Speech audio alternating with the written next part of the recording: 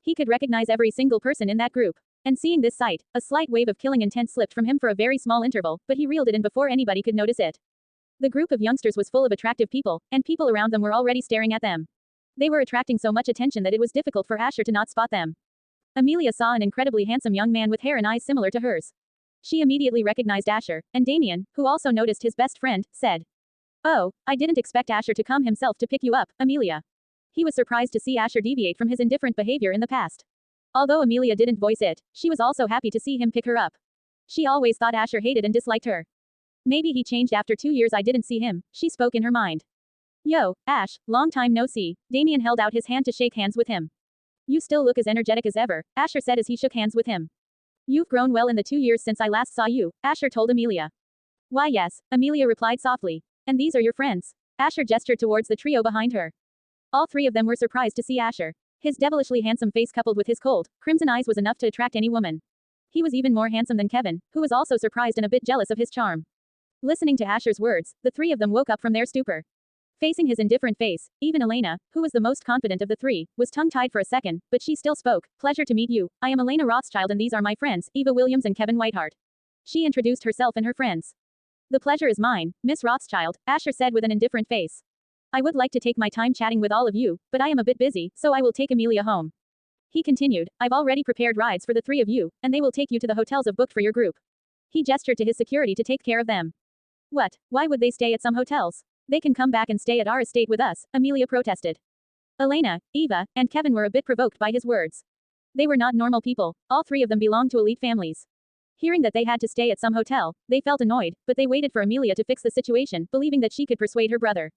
"Do I need to repeat myself?" A wave of chillness rose in the surroundings as Asher sent a cold gaze towards Amelia. She was scared seeing his eyes and couldn't utter a single word, but she gathered her courage and said, "But they are my friends," and, before she could finish, Asher signaled to his security to take their luggage. "I have said my piece, and this is the last time I will say it. Don't make me repeat myself." Asher's cold and indifferent face stopped Elena from speaking. Tears formed in Amelia's eyes, and her head dropped towards the ground. Damien found Asher's behavior extra cold today, as he had never been this harsh towards Amelia in the past. So, he decided to talk to him later about this. "You are being too harsh on her," Kevin said to Asher after seeing Amelia just looking down in front of him. Hearing him, Asher arrived in front of Kevin. Kevin was a bit shorter than Asher, so he was forced to look up, but seeing his red eyes, he subconsciously took a step back. Elena and Eva were behind Kevin, but they also felt fear from him seeing Asher so close to them. "How I handle things in my family doesn't concern the Whiteheart family," his voice was full of coldness. Kevin was about to swing at him. Everyone knew that Grebbel's young master was an unawakened individual and he was not going to lose face in front of Elena and Eva. Seeing him channeling his mana, Emmy immediately moved behind him and put him on the ground. The other security guards were also behind the security team following the trio. They were also blocked from making any moves. Seeing Kevin pinned on the ground, Elena immediately shouted, "How dare you harm him?" Elena was about to continue, but...